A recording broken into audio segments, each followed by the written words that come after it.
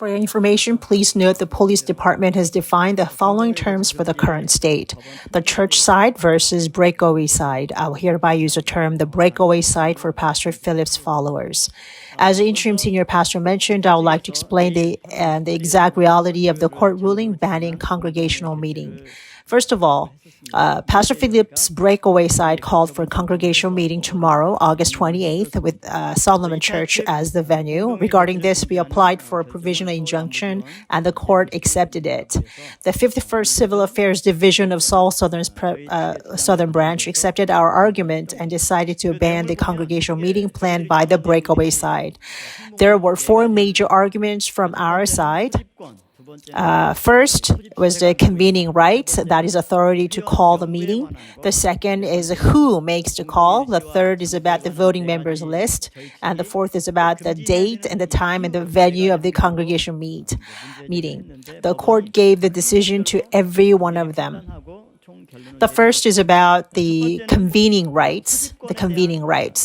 We claim the breakaway side had no right to convene a congregational vote. They have postponed the July 1st congregation vote with inappropriate methods such as on-site broadcasting or text message notification, so they have no convening right. And when we argued like this, the court acknowledged that the breakaway side still had the right to convene the meeting. Postponing the congregational meeting through broadcasting or text messages on the spot cannot be seen as illegal action, and thus it's difficult to say the breakaway side has no right to convene the congregational meeting for this reason. So the court decided that the convening right still belongs to the breakaway side. The second is a convening entity, or who convenes a meeting. We argue that having another special management committee, such as congregational meeting committee, is unnecessary, and having it clearly violates our election management regulations of the church. We argue that the congregational meeting should be held under the supervision of our existing election committee at church. The court ruled that they could not conclusively say that there would be flaws in the convening procedure if the congregational meeting committee prepared the meeting. So the court judged that there was no particular problem with the congregational meeting preparatory committee to convene and proceed with the congregational meeting.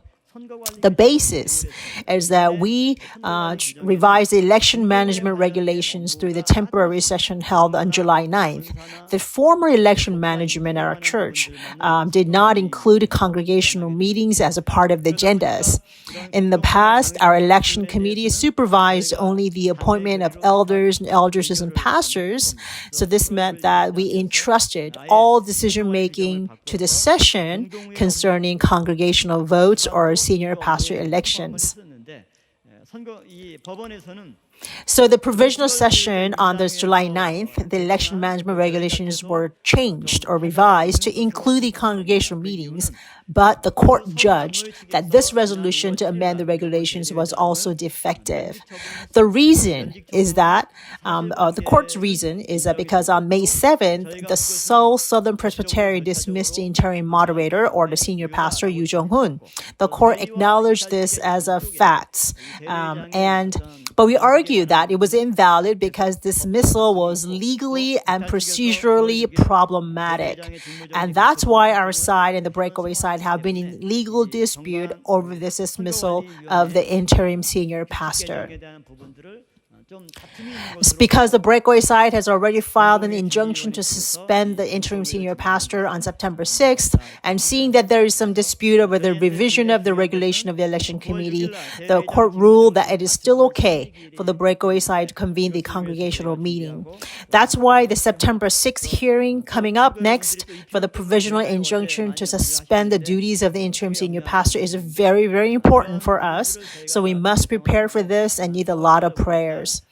But again, our members should not be concerned because of this expression, because we saw this coming and have already prepared for this and implemented them on the various level at the Presbytery and the General Assembly last April and May.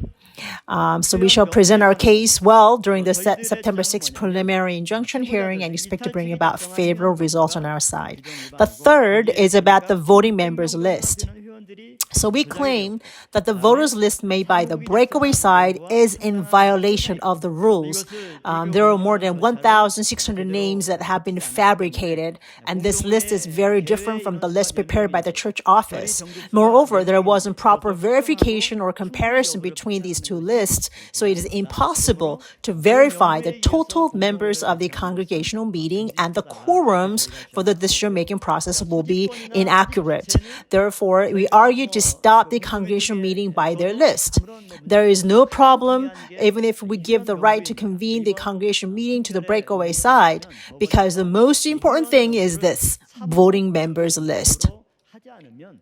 At this hearing, the court ruled that they cannot hold a congregational meeting if they don't use the proper voters list at the church office. Therefore, the breakaway side must cooperate with us to hold a congregational meeting. Without it, it would be impossible for them to carry out congregational meeting on their own, as they have tried before. This is very important for our side. So concerning the voting members list, the court ruled that even though they don't need to prepare a voters list under the direct supervision of the election committee's supervision, but they have to make sure that they are accurate. So the court clearly pointed out that the voters list prepared by the breakaway side is inaccurate.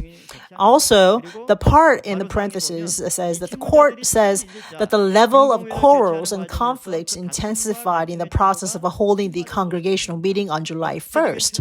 Although it does not say specifically, this part refers to how the breakaway side mobilized servicemen, used pepper spray and taser guns, and illegally occupied Moriah and Jerusalem sanctuary in advance. And also previously on June 25th and the 26th, they have violently disrupted the session and Presbyterian meetings by causing riots. The court is acknowledging this. As a result, the court ruled that the congregational meeting intensified the conflict even more rather than solving the problem. And since the breakaway side did this, if they don't make an accurate voters list, the problem will not be solved at all. And the court has recognized this clearly. Second, the court pointed out that they did not go through enough procedures to compare and verify the members' list prepared by the church. During the hearing, the judge asked what the criteria for membership in the congregation meeting were. Then the agent on their side said a baptized member over the age of 19 can vote.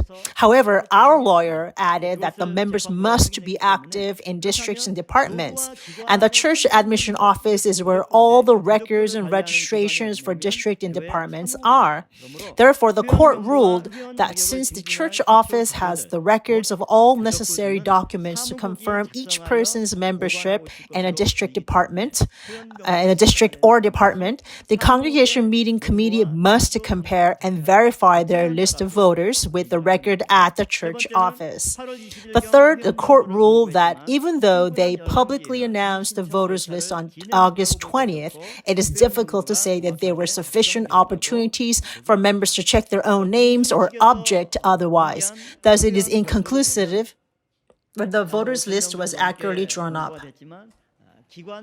The Congregation Meeting Preparatory Committee released a list of names with a little more than 5,000 people overnight, but all the names were classified only into 3 sections: women's missions, men's missions, and the other. But you see, the 2/3 of the entire members of our church are in women's ministry. So the women's and men's ministry must be further broken down into districts 1 to district 33 to confirm whether each person is really a member of the district or not. But to conceal all that, they just marked it ambiguously as men's and women's ministry and grouped them all as a lump sum. Next, there are many other institutions, departments such as Hepzibah, Grutagi, Joseph Orchestra, Military Academy. And they grouped everyone under all others without distinguishing all of them. And there are people with the same name, and there's no way for each department to verify if those individuals actually belong to them. So all the ways of verifications have been skillfully hidden. Therefore, the court accepted that these problems raised by us and ruled that the members list was not accurately drawn up. Fourth, if the congregation meeting was held as it is with an inaccurate voters list, there would be an infringement against the qualified voters on their freedom and fairness of the election of the senior pastor.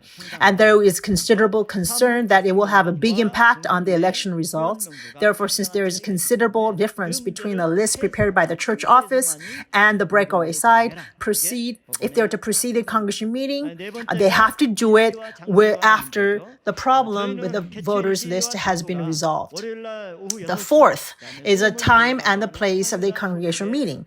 We argue that the time Monday 6 p.m. and the venue at church belonging to another denomination called Solomon Church seriously violates the members' right to attend. The court replied that it is difficult to conclude that the date and the place of the congregation meeting violated the right to participate, but there are clearly some restrictions to the right to participate. It sounds so ambiguous, wish the court could speak more clearly. But what they're saying is that it is difficult to conclude that the right to participate was violated. This implies that the congregation vote can be held at an outside location too. However, the court still said that it should not be done because there are some restrictions to the right to participate. So as our interim senior pastor said earlier, we were very angry at Solomon's Church for writing an agreement with us that they will not have this at first, and then recklessly launching a completely different agreement against us with the breakaway side. That's why we went to protest the Solomon's Church. If this issue is not accurately addressed in the future, there is a considerable room for Solomon Church to allow our congregational meeting allow the congregational meeting to be held at their church. As Solomon's Church already revoked their agreement with us previously without any notice, Solomon Church already demonstrated that they will change their mind should they see something more advantageous to them. So to set things clear, some of our saints voluntarily went and protested at Solomon's Church yesterday and today. So above 4 points, the right to convene, the convening entity, the list of voting members, the time and the place are the most important issues in holding congregation meeting. The court decision is 2 in our favor and 2 in their favor.